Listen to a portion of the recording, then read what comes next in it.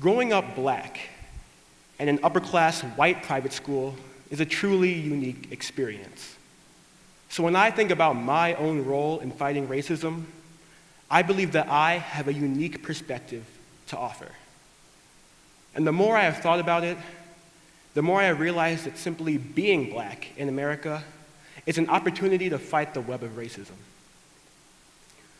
There is a very popular stereotype that black people, especially black men, are ill-tempered, aggressive, and quick to engage in mindless violence.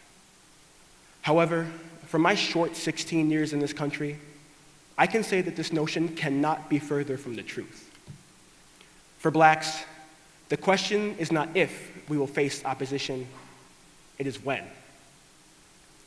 As such, when considering the adversity we are subject to, black people possess a remarkable amount of self-control. I cannot count how many times smiling white lips have uttered that I am smart for a black boy, or told my sister she's pretty for a black girl. I cannot count the number of Confederate flags I've shied away from, and perhaps most disturbingly, I cannot fathom the amount of senseless hate and cowardice one must possess to lean out of a window of a speeding car and call a dutiful father and his 2 children niggers. Ironically enough, racism is indiscriminate. It will scratch and claw at those on the lowest rung of society and will poison the image of those on top.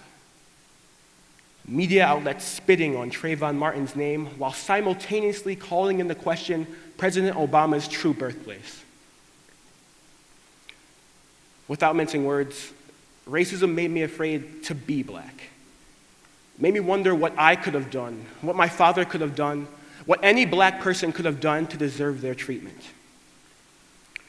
At its very worst, racism recruited me.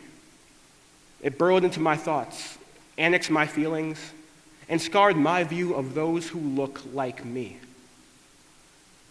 Racism's most terrifying ability is its tendency to make you believe that you deserve what's coming to you. That somehow, the tremendous burden of blame rests upon the marginalized. Now that is why I say that simply being black is an opportunity to fight racism. Anytime a black person conquers their inner demons and refuses to let racism take hold of them, they are fighting. Anytime a black person resists stooping down to the level of their perpetrators, racism loses its grip on us.